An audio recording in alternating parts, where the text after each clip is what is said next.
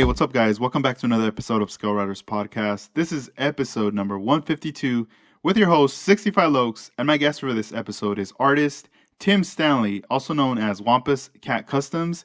He's involved in the 164 scale world, custom painter, tropical glitz, team, and also a skater. So let's go right ahead and hit him up. I hope you guys enjoy this episode. Hello. Yo, what's up, Tim? How you doing?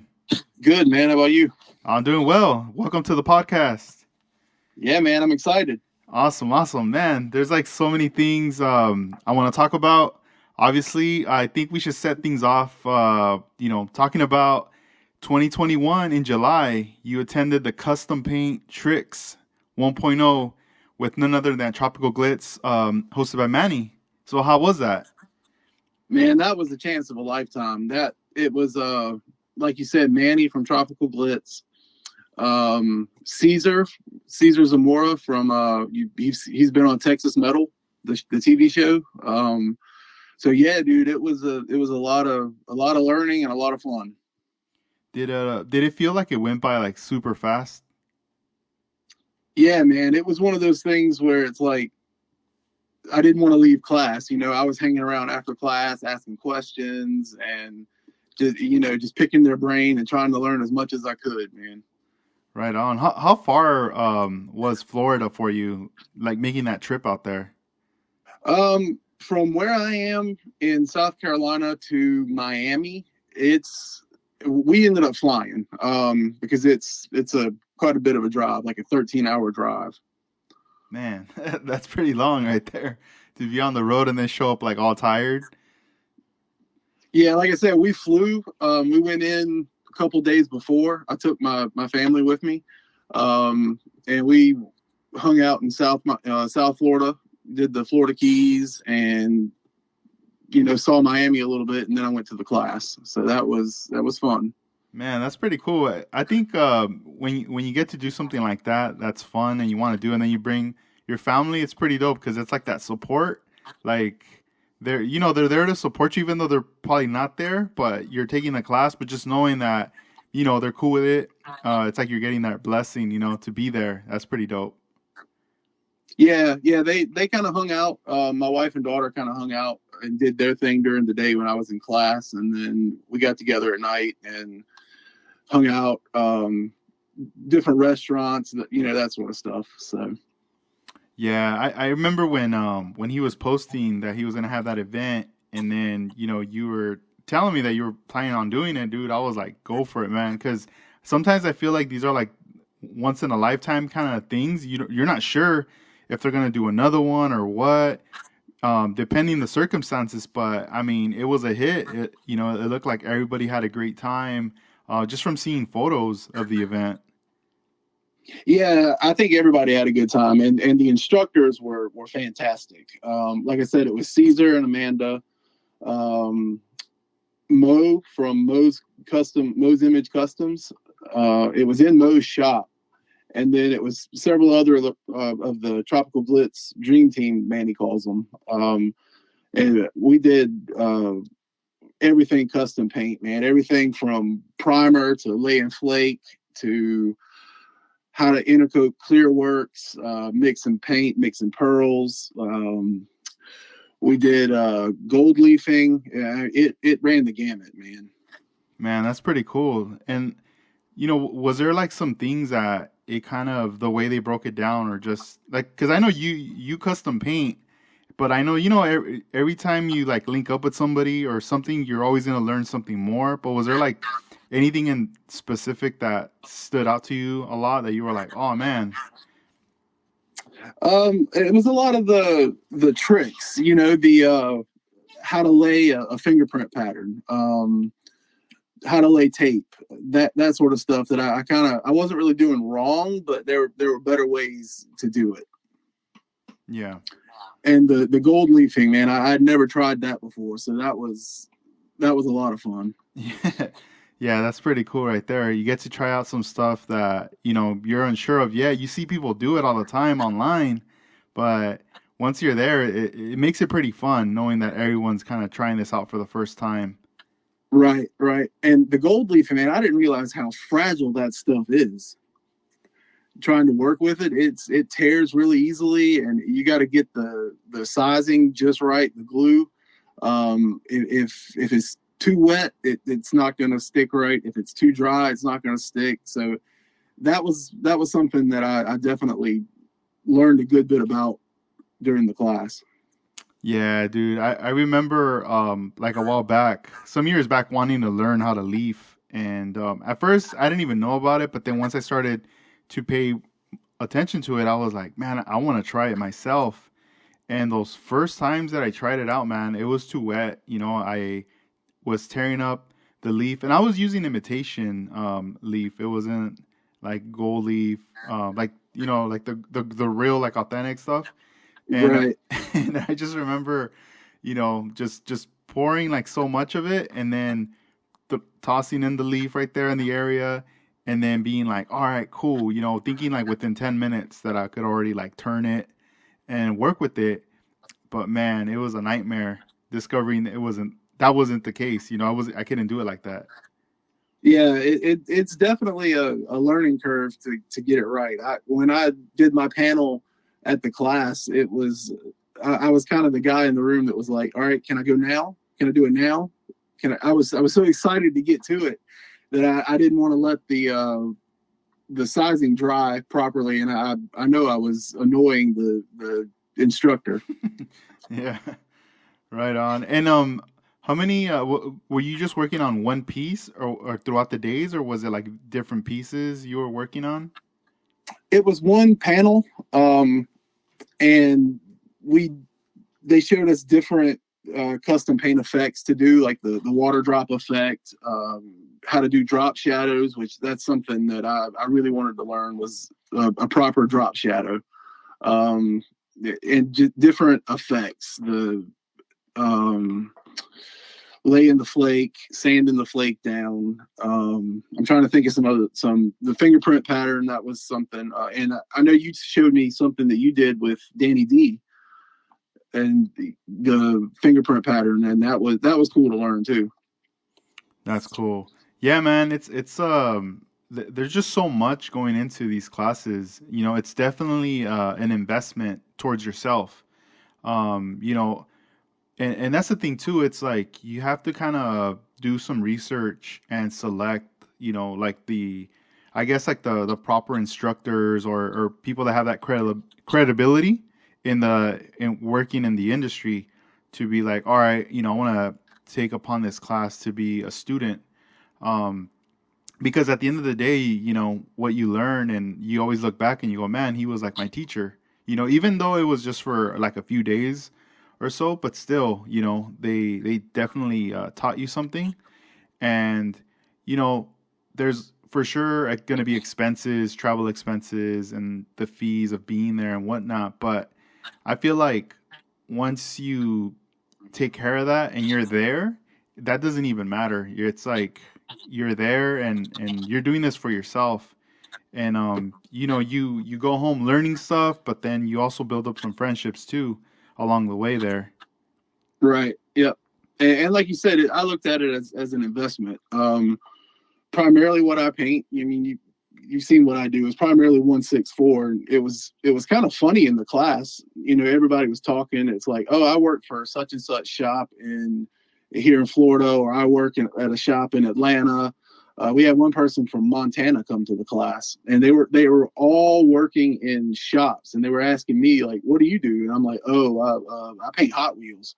So it was kind of funny that they're all doing big projects and restorations and that sort of stuff, and here I am with a models and Hot Wheels. So that was kind of funny. Right on. That's pretty cool though. It's I'm happy that you expressed and you shared what you do, because that can be intimidating too. Like when everyone's introducing. I know everyone's like pretty chill, but it's like that introduction. There could be some guys probably wanting to take that next step, or they're prepping something for SEMA or whatever. You're working with different types of levels, and then you're like, I mean, it's not that to be looked down upon either. 164 one, or even model cars. It's just it's a trip. I bet you some people were probably tripping like, oh damn, and then they see what you do and they realize, man, that's hard to do because it's so small. Yeah, there are a lot of people that don't even realize that custom Hot Wheels is a thing. You know, it's like, oh, really? I didn't know people um, were into custom Hot Wheels. When I told my wife I was going to start painting tiny cars, she thought it was crazy. So, Yeah, that's funny. So for like Hot Wheels, in the beginning, were you just collecting them to collect, or like when you started getting into them, were you already like, you know what, I'm gonna customize these? um, kind of both at the same time. Like most kids, I had Hot Wheels as a kid growing up playing with them. And I kind of got into it randomly. I was at the local flea market here, and I picked up some old Matchbox cars from the '60s, and they were pretty beat up. And I started thinking about getting some of them restored. So I started looking online and at prices to restore them and that sort of stuff, places that do them, and that led me into some YouTube videos of guys doing customs, and I was like, oh, this is kind of cool. I think I could do this, and that was how it started. Dang, was there a style like as far as like the kind of cars you were collecting, or did you just like every style of different like Hot Wheel car? I typically like the old Chevy trucks. I've got my granddad's GMC, so 1969 that I'm working on. So that kind of started what I was looking at. That and old Jeeps, like Willys and the old '60s Jeeps. Nice, nice. And as far as when you started to venture into wanting to restore or even customize the cars, were you using airbrush or was it just rattle can at that time? I actually started with some Krylon rattle cans that I had here at the house, just laying around the garage, and I painted a few, and then I got into an airbrush probably 6 months later. Nice. That's when I bet you once you went into getting the airbrush, you knew like, all right, this is it. We're going in now. Yeah, that was pretty much what it was. It was, yeah, we're getting the airbrush, so let's do it. The first airbrush I got was a kit off of Amazon where you get like 3 airbrushes and a little small compressor, and I used that for a while, and it was okay. I didn't love it, but then I got a Iwata, and that was it. I was in head over heels then. It's like it doesn't get anything better than that, right? Like once you reach Right, that, right. that's it. It's right here. If anything, you'll probably end up getting more Iwatas, but like the different models just out of curiosity, just to see like, all right, what does this one do? Yeah, yeah. I definitely want the is it the Micron that does the really small lines? Yes, yeah, that's the one. Yeah, yeah. That's the one I got my eye on now. When I was at the class last summer, I picked up the LPH 80, Oh and man, that one's dope. man, that thing is a workhorse. It's a small gun, but man, it does everything you need it to do. Yeah, no, it does. And when was it when you were introduced to like the urethane paint? Like when did that come into play? When I started with the airbrush, I was using Createx paints because it was readily available. I could get it at Hobby Lobby, and the price point was not awful, you know. And I got a buddy here close by that I went to high school with, and I've known him probably since 7th grade. And he does custom paint, and he works for a company called Indasa, which makes sandpaper and tape. Um, and he was telling me, I was over at his house one day learning some stuff from him with the airbrush, and he uses all House of Color and some of Manning's Tropical Glitz. And he was telling me about Tropical Glitz, and um, I used the urethane paint with him, and then I was hooked, man. I couldn't use the Createx anymore. Dang. That's pretty cool. And it's crazy. Like, your friend, known him since 7th grade, and you're getting into this, and it just so happens, you guys are hanging out and everything, and it's just like, him showing you and just telling you about it. That's pretty dope. Because Yeah, man. that was one of was gonna be one of my questions, was like, in your area, is there anybody else that you hang out with, or that's involved in this kind of stuff too, like you? Yeah, there's him. I'll give him a plug. You can check him out on Instagram. It's at Johnny Rhodes 95, and he does some pretty badass stuff, man. He used to ride, I believe it was motocross or supercross or something. So he's hooked into that world. He does a lot of helmets and stuff like that for riders, and he does some awesome work. So yeah, I hang out with him. We talk paint, and sandpaper and tape. So yeah, um, and he's really the only one local that I hang out with. We got one other guy here in the area that I don't know so well. That he's an actual custom painter. He has his own shop and everything. Oh, nice, man. You have to swing by there, say what's up. Yeah, I need to hit him up. Yeah, just to check out. That's cool, man. Yeah, it's I feel like, once it's kind of hard to find a lot of painters, but when you do and you start speaking that language, it's like there's definitely going to be some type of connection for sure. Definitely, man. And the cool thing is they don't mind sharing tips on how they do stuff, and they don't mind laying it out there. Hey, this is how I do it. You might want to try this. This works better than the way you're doing it. They don't mind sharing ideas and helping out.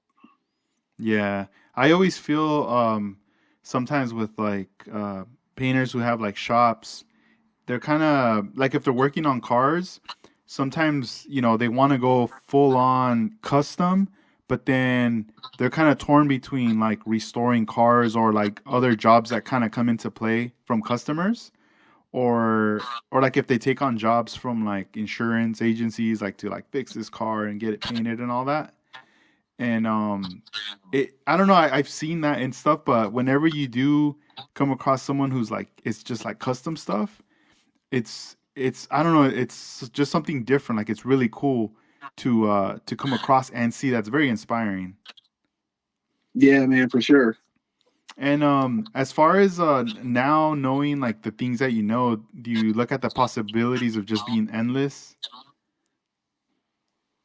Yeah, as far as the paint goes, man, I'm still learning. I try to learn all the time. I watch videos constantly of guys painting stuff, just to try to learn. Hey, how did he do that? And really, when it started, um, everything started clicking for me was when I could watch a video or look at a picture of something somebody did, and be able to kind of reverse engineer it and figure out how they got that effect or how they got that pattern or how they did what they did with the paint. That's when things started clicking. Yeah, and I noticed too, you customize and paint your Hot Wheels, and then after a while you also list them for sale. Has that helped like to experiment with more like different styles for like new cars that you end up buying in the future? Um, yeah, you kind of look at what other folks are doing and try what they're trying and look at that sort of stuff. The whole reason I got into lowriders and that kind of patterns was seeing what you and Armando and Juan and those guys do, man. I'm like, if they can do that on a 124 scale model, why can't I do it on a Hot Wheels? Oh, nice. So that was a challenge right there. You were like, I could do it. Yep. And Nice. I started researching tape. Who's got the smallest tape out there, and I found some FBS tape.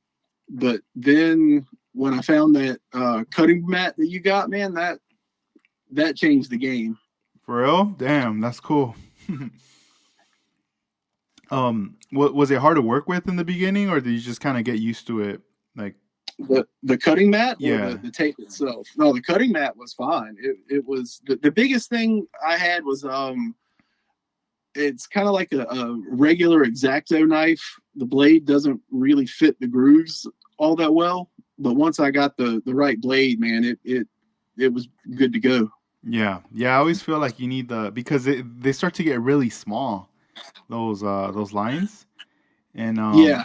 to fit it in the groove, like in the thing. And then do you go like pretty fast or just kind of slow, cause so you don't go off the groove? It depends, like you said, on the bigger ones.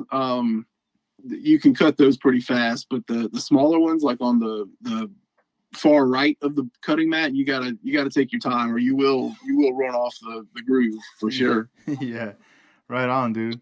And when it started to when you started doing the patterns and all, how was that feeling once it started coming to life? Like when you started to see all that progress coming through.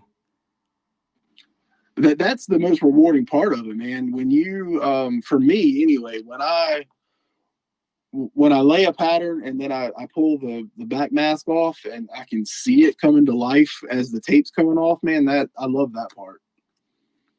Man, that's cool. And for clear coat, what kind of clear coat are you using right now? Um, I'm using it's the Euro 2000 clear coat from Southern Polyurethanes. It's Manny carries it in his shop. Nice. And is it like a two part Yep, clear? it's a two-part clear. Nice. I think I've seen it because I know he's mentioned it to me a while back. And I mean, dang, dude, he has so many cool products like in his store, and just seeing it through the years like grow, it's been like super awesome. You got to see his shop before he moved. Was that like kind of surreal to be in there in his shop? Man, it was like a kid going to Disneyland. It was so awesome. And we got a behind the scenes tour, so we got to see them, packaging up the flake and how they process the orders, and we got to see where he does his test sprays and his mix and bank, and man, that was really cool. Man, that's so cool. I need to get him back on, dude. I need to have him like a new future episode with them because I don't know, he's such a nice and cool, humble dude, and just everything that he does for the community is awesome. Yeah, and that's the thing about Manny. There's a lot of paint companies out there, and um, but I like them because it's a family operated business, and like you said, he's just a cool, humble guy. He's always willing to help, and even though he's busy, he'll take time to answer your questions.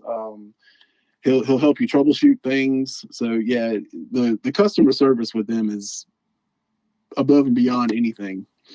Yeah, and then the products too, like just the paints, alone, and the flakes and the pearls are just like they're so dope, dude.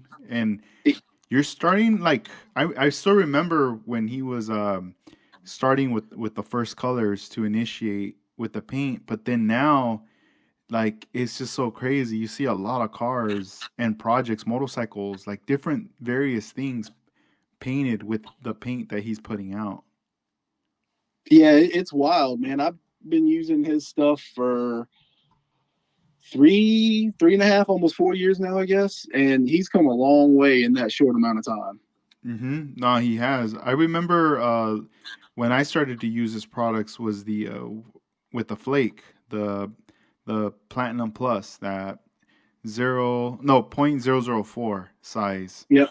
And I'm trying to remember back. Like I know for sure, we were following each other on Instagram, and then when I got that bottle at that time, I was like, I used it on that 67 AMTM kit, that Impala that I have, and I just like the way that it came out, And at that time, I mean, I was aware of other flake companies, but that all the other flakes look huge, And I was looking for a particular one, and he happened to have it. But then once I saw that shine in it, and for the price of that bottle, I was like, dude, like this is gonna last me a long time. Yeah. And that's another thing about Manny is he caters to the guys like us. He's got the 4 ounce ready to spray bottles. He's a modeler at heart. So I mean he comes from building models, so he hasn't forgotten that. Yeah, because that's very helpful to have something like that size and ready to spray. I appreciate the ready to spray stuff now more than ever, especially like me being here at home. You know, I have my little one and my fiance, but then if I need to step away to go paint, and let's say I go in the garage, sometimes I don't have a lot of time to be like I gotta mix all this stuff like before. Before I used to have so much time and just take my time to mix paints. Um, but now it's like I need something that's gonna work like right away and effective, you know? And I feel like ready to spray stuff is like for sure a to go to. It definitely. And the other thing about the ready to spray for me is the size. You know, it's very hard to mix up such a small amount for a Hot Wheels. So you either end up wasting it or you don't have enough. Yeah, dude, you're right. I'm like processing that right now. I'm going, man, it's even more. Yeah, it's like imagine buying a quart of paint, and yeah, it'll last you a long time. But then again, you know, when you're mixing and doing all this stuff, you know, you're gonna end up like throwing out probably a cool batch in a bottle once it's all mixed. Right. Man, what Yep. it in your there at your home? Do you paint like in the garage or where's your setup? I got a work table in my garage, and then I got a little area outside where I have a table set up and it's ventilated. Oh, that's So nice. so I don't really have a spray booth, so to speak, but I do go. I have an area where I paint. Yeah, that's cool. Yeah, I feel like it's having those things like that, like a system, like a setup where you could have a consistent flow of projects just going is gonna be like super good because I always feel like I've always kind of struggled throughout the years with moving that I don't have like the right setting, the appropriate setting to paint and and like if I'm somewhere, I always feel like people are gonna be looking at me, or they're gonna be passing by and being like, "Oh, what is this guy doing?" You know, I smell paint. Yeah, and running around with a respirator on, it's like, is he cooking meth or? Yeah, what is this fool doing for real? Man, it's so funny. I remember living in this one apartment, and I was like, "Man, you know what? Today I'm gonna paint. I don't care, you know, if they're looking at me or whatever. I don't care." Because I was like on the second floor on a balcony, and I remember putting on the mask, the gloves, and everything, and I was just airbrushing some small parts, you know, and it wasn't anything crazy, but I still like even being there and like doing it, I just was not comfortable, you know. I was like, man, I miss being alone. Like I miss being in this little paint room where I used to paint, and I could be like, you know, super loud or whatever, the compressor going on, anything, and no one would say anything or could even see me and that's where I felt like I'm most comfortable doing that. Yeah, and that's kind of where I am. I'm in the back of the house, outside the garage, and there's a little shed there or overhang, and I paint under there. So it's kind of out of the way. Nobody sees me. It's kind of hidden. So Yeah, is there ever a season where you kind of stop painting because of the due to the weather? not really here. It's pretty mild here. It's hot in the summer. We'll get upper 90s, low hundreds, and then in the winter we might have a couple of days out of the year where it's 20 degrees. So it's not that I have to stop painting for long periods of time. Damn, when you said 20, I already felt the cold right now. I was like, damn, that's pretty cold. It doesn't get like that. You know what's so weird is like the weather's been really weird out here. Like every day has been changing. And the other day, dude, it was like 80, 90 degrees, right? The next day, it was like 60 and then all of a sudden it started to rain and then there was thunder and like 2 blocks away from me from where I live a bunch of hail started to hit on that area and it covered up like the streets and the grass and everything. It was just so much that it looked like snow. And and it was like all over the news and everything. And I was like, what the hell? Like they had to shut down the streets over there on that side just because stuff like that does not happen over here, you know? And I was like, what the hell's going on? But it's not until like back then I didn't really care or pay too much attention to the weather. It wasn't until I started getting into painting where I was like, oh man, I can't paint today because it's too windy or it's too cold or the hot maybe not too much because to me I'm like, oh perfect, this thing's gonna drive even faster. Yeah, you got to do it a little quicker if it's hot, but Yeah. um, yeah, if it's cold, if it's really cold, I might add a little more reducer to it, even though it's ready to spray. Comes out a little thinner, and you got to use lighter coats, but it does dry a little quicker. Yeah. Was there ever like as you were learning, to paint like any projects that you were just like, oh man, that's it. I'm done. Like I gotta not like read like you want to redo it, but you don't want to continue on that particular car. You want to move on to the next. Yeah. There's been several like that. It, every now and then, it's like, especially with Hot Wheels, it's like I'll get a cursed one or something where I'll end up painting it, 3, 4, 5 times, and it just does not come out right, no matter what. Hmm. Yeah, so I'll put that one down, put it to the side, and come back to it later. Yeah, I have some model car kits like that where I just never finished them, or there was just something like how you said cursed, like something was up with it that I could never get back into it, but I still kept the kit and I just put it back in its box and I put it away, and every so often I come across it and I'm always like, man, why do I even still have this? Like I don't think I'll ever even mess with this anymore. Like I've already moved on, I guess. Yeah, it's funny you say that. I do some model kits every now and then. Like if I need a break from Hot Wheels or something, I'll pull out a model kit and start on it. And about a year and a half ago, I was trying to do a Bronco. I think it's a Revell kit. It's like a green Bronco on the front of the box.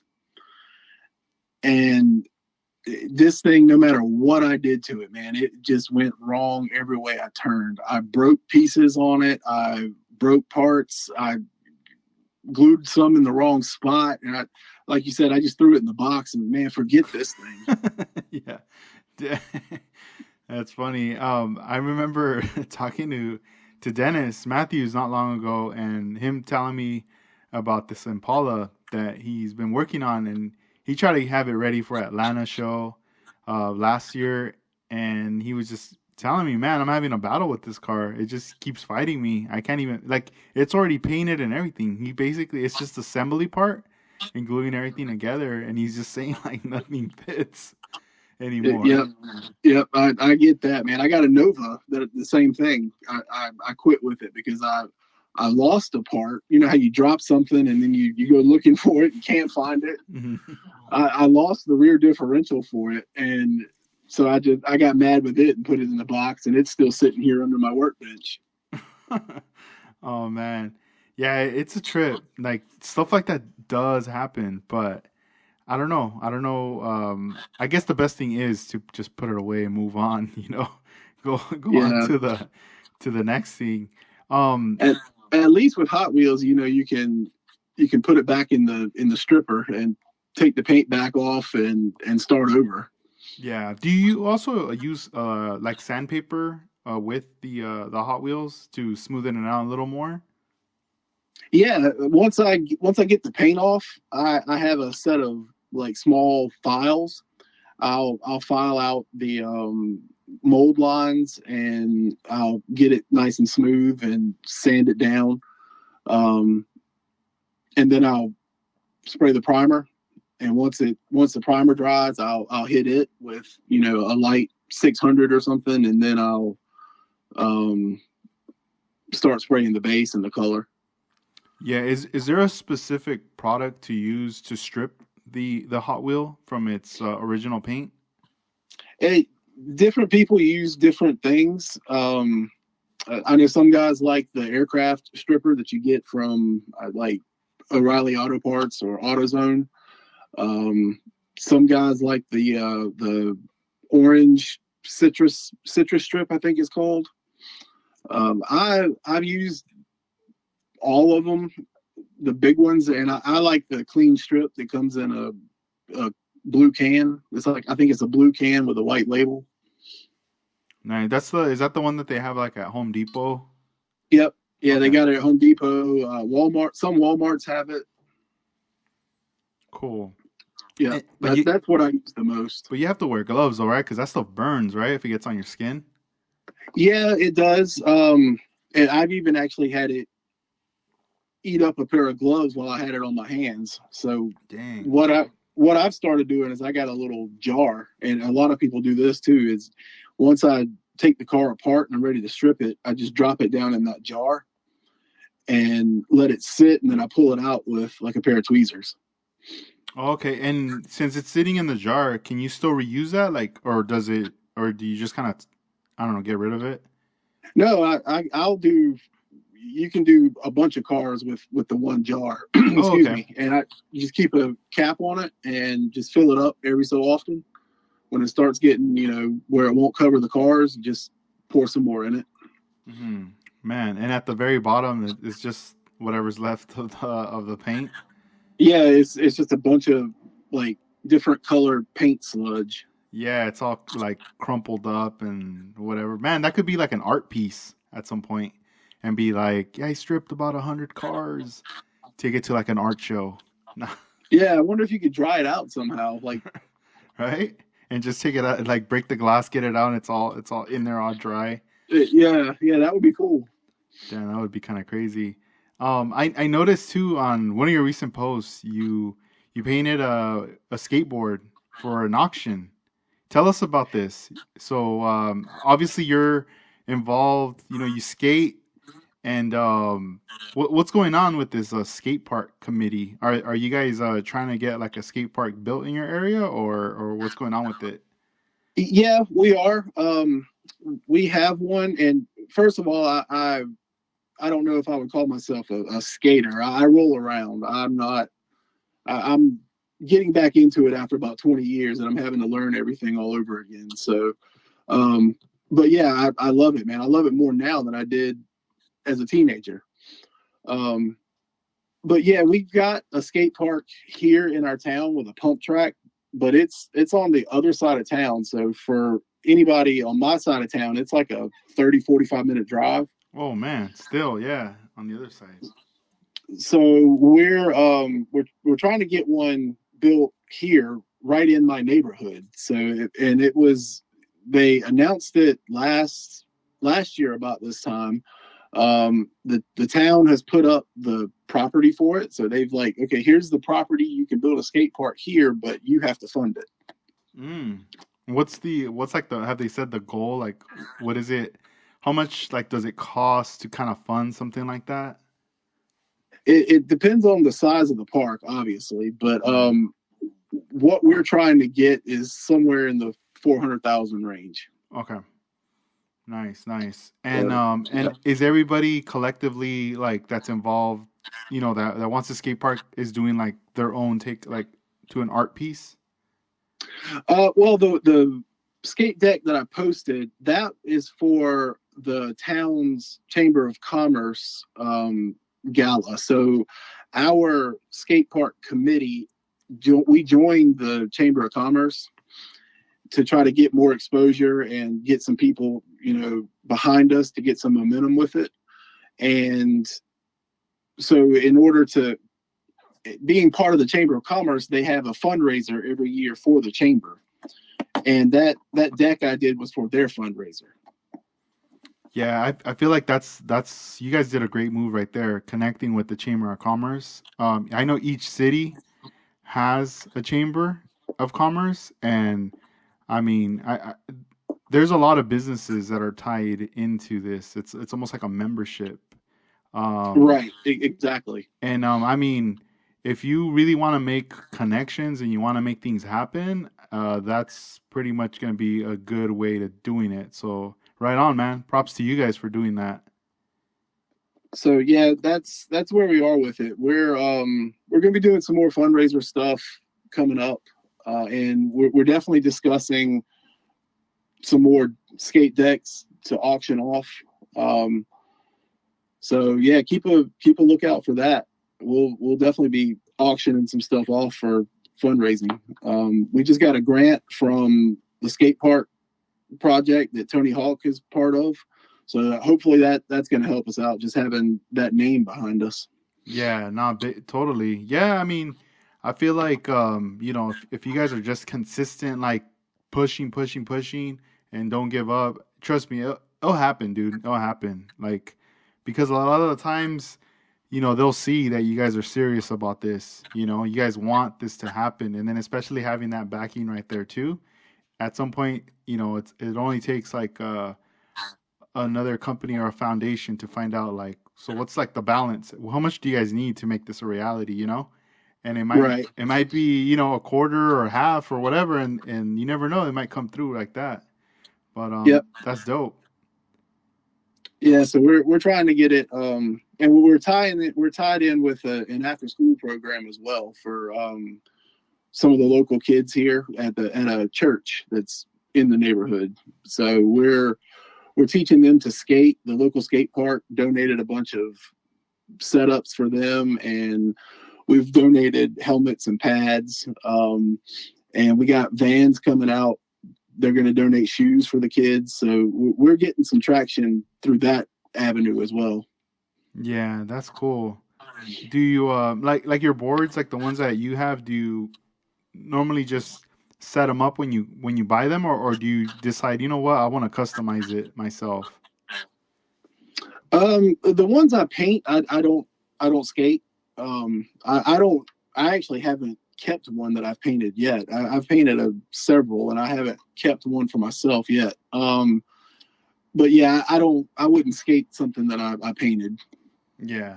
Is it hard to let go of these boards after you custom, or is it like, all right, cool, someone else is gonna enjoy this art piece? Yeah, man, I'm all about once I'm done with it, done with what I'm going to do with it. Same with my Hot Wheels, man. I like sending them out into the world.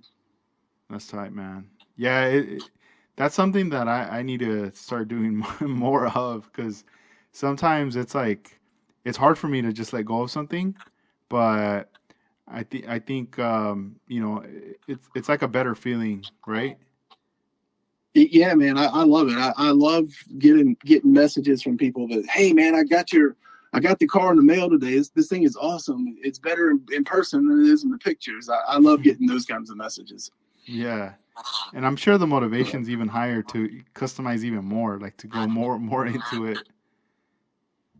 Yeah, yeah, that definitely builds you up. It boosts your confidence that something you did, somebody else is enjoying also. Yeah, and dude, another question I was gonna ask you is what's up with the hot sauce? I noticed you post some of that stuff on your Instagram. There's a guy that makes his own hot sauce. His Instagram is sauced and glazed. So if you're into hot sauce, check him out. I got hooked in with him because he wanted some custom cars, some custom Hot Wheels to kind of go with his brand. Hmm. And I didn't realize that there was a collector's market for like small batch craft hot sauce. And I've always kind of liked hot sauce on everything. So I just kind of dove into that as well. Right on. It's almost like the people that are into like the micro beers and all that, Exactly. That's collecting exactly. collecting the Yep. cans and all that stuff. That's exactly what it is, man. Guys are like, collectors go crazy over first runs of hot sauce bottles, and um, there's special releases, and we're only making 100 bottles of this batch, so and people go crazy over that stuff. Man, that's so crazy. Yeah, it's like even like this coming up weekend, there's gonna be a thing, an event. Maybe it's like an hour from where I live, but it's some DJs that I've been following for like the last 20 years. And shout outs to the Beat Junkies. And they're collabing with this company that puts out beer and a brewery, and they're gonna have like their own can. and I'm like, dude, I'm gonna go, and I'm most likely gonna cop, some of that beer just for sure for the can, you know what I mean, for the logo. Right. So, but it's like you said, this is like first run, Who knows if they'll do it again or what, but hey, why not? But no, that's cool because I saw that and I was like, man, that's like a lot of different flavors right there of that hot sauce. Yeah, I didn't realize that there was a collector's market for hot sauce until I got in with this one guy, and I tried his hot sauce and liked it. And he was like, "Well, if you like this, try this. If you like that, try this one." So it just kind of turned into another hobby. Man, that's crazy. I wonder how hard it is to get into the hot sauce business. I don't know, man. I'm sure I'm sure there's food codes and laws and stuff you got to follow. It's Oh, for like sure, right? the health department and all that kind of stuff. So Dang, it's crazy. Imagine, like Tropical Glitz puts out hot sauce, and Skull Rider starts putting out hot sauce. We'll start getting into that game. yeah, That'd be crazy. that's what you need, man. A Scale Rider's hot sauce. That's it. That's the next project there. Right, move into that. Man, that's funny. what are your future plans for this year, 2022, as far as like projects or just something that you want to learn this year that you have not tried out yet? This year I'm really focusing on pinstriping. That's one thing that's one tool that's kind of missing from my toolbox. So I'm really trying to focus on doing better pinstriping. Hmm. Is there a particular like brush or a brand you like that you own? Um, so far out of the ones I've tried, my favorite is the Mac. Um, and I'm not even sure what size it is now. I've had it for several years now and just broke it out. But yeah, I like the Mac so far. Yeah, those are like the two go tos right there. Yeah, Yeah, once you start researching Mac and you start looking at everything they do, like all the different brush variations, and then you start to see all the collaborations they do with artists, with their signature brushes. You go, man, they got like all the top people. They got a solid team, you know. yeah. This is the one I'm using is the King 13. So it's the Ted Hansen. Ooh, Um, it's his signature brush. that's dope. I remember buying one of his books that he has out back when I was like, you know, trying to learn all this stuff when I had more time. But dude, Yeah, if you could get your hands on his book, there's so many like awesome books out there for pinstriping, and I don't know, just for some inspiration or when you're not painting and you're just kind of kicking back, you could like read up on some stuff on there. yeah. I definitely follow him on Instagram and Facebook and all that stuff. And I watch him and there's several others that I follow pretty closely and try to watch what they do and learn from their videos and stuff. But Hanson, he's just insane.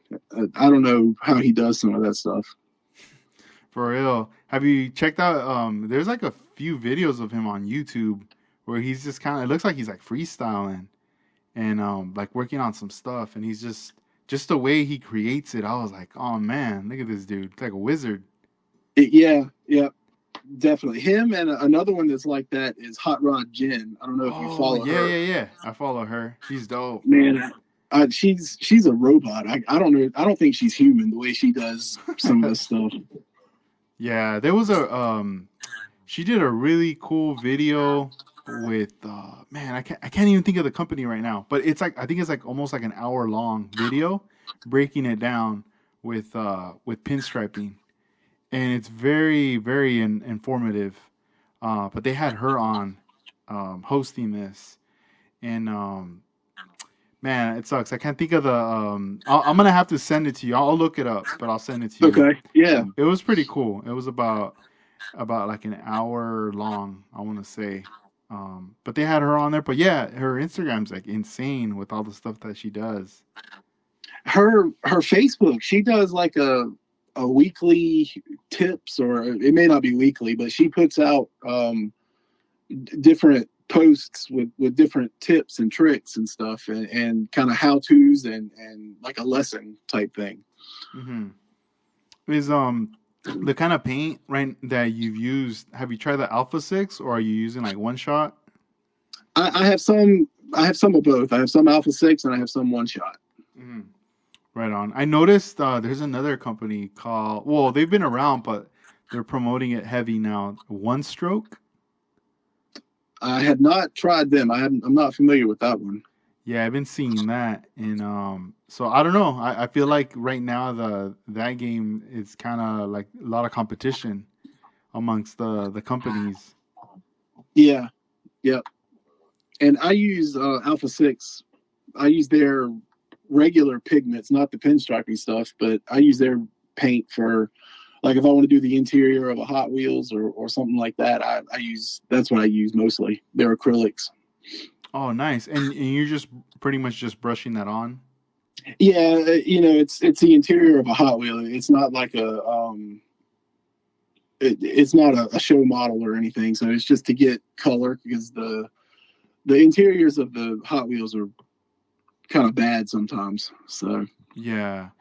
And would you recommend that maybe for anything like in the 124, 125th scale, for like parts or the wheels? um, as far as like coloring the wheels or different parts, I don't know if I've used it on 124 scale stuff. I've definitely used it on some seats that I've done for 124. Um, so yeah, I would recommend it. I like their products. Yeah, I'm just curious, like to see, like if it gives it more like a that. Does it give it more like a matte finish? Yep, yeah, it Oh, does. nice, nice, right on. Now, it's not going to be like flocking or anything like that. You're gonna get some brush strokes in it and that kind of stuff. But Hmm. if you're good with it and you're careful, you can make it look pretty good. Yeah. Have you thought about getting into like 3D printing as well?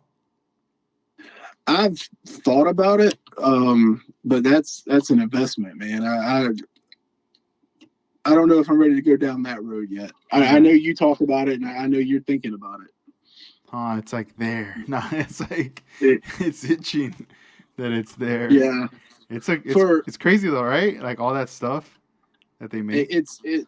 Yeah, it's ridiculous. The stuff they print, man. I got a guy that prints 1/64 scale wire wheels for like lowriders, and they got the knockoffs on them and everything. It's insane. Is that the is it RPX? No, I think you met this guy at a show. Oh, His name's Russ 164 yeah. Lifestyle. Yeah, 164 lifestyle. Yup. Yeah, You're right. Man, that's cool. Hey, how is the scene out there? Is there any shows in your area or not for Hot there's Wheels? there's nothing, man. Not out Dude, you here. got to start one, bro. You got to like show up at the skate park and just bust out. Um, Set up a table with all my little Hot Wheels at the skate park. you never know. Some people might.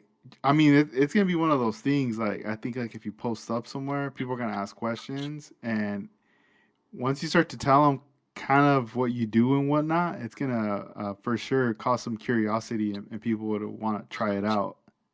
Yeah, I've kicked the idea around of not necessarily shows like that, but going to like real car shows and setting up a table with a little battery powered airbrush and just showing the process and painting a few while I'm there. Yes, dude. I'm pretty sure people would buy your cars right away at the shows like that. Because there's a lot of car enthusiasts that go to those shows.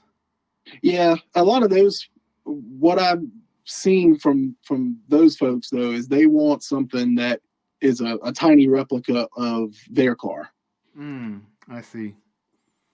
Just have a sign that says no replicas. No. Yeah, no commissions. Yeah, it's almost like DJs. You know, you go to a club and back then you'd see a DJ. He'd have a big old sign that says no requests. No requests. Yeah, Yeah, that's right. let me do my Yeah, thing. You know, like that's right. don't tell me what to play or what to paint. Man, that's so funny. Yeah, and it with the and it's not that I mind doing the replicas, but they're so hard, man, and people get so picky, and especially with a 1/64 scale, man, it you've done enough of them that you can't replicate a lot of that stuff on such a small car. Yeah, and then it takes the fun away from it too. At that Yeah, point, you know. I've had guys call me with like, I don't know who painted it, but they'll DM me and it's like a Rob Vanderslice paint job, and they're like, "Hey, can you put this on a Hot Wheel?" And I'm like, "No, that's there's no way that's gonna happen." Yeah, yeah. I Dang. wish I could put that on a Hot Wheel. Yeah, dang. It's crazy. And then it's like, all right, bro, here, I'll give you $50, like, or something even less. And you're like, no, no, no, no, no. Come on. Yeah, Come on, man. yeah, yeah. Damn, that's so funny. Um, so is there any shout outs that or anything you want to say out to the listeners before we wrap up this episode? Oh man. Yeah, obviously, shout out to Tropical Glitz. Manny's been good to me. It's the only flake I've ever used. It's the only flake I will use. That company is fantastic. Um, so yeah, he's done very well for me, or he's helped me a lot, and he's done very good by me. So I definitely want to shout out Manny. Nice, nice. That's cool, man.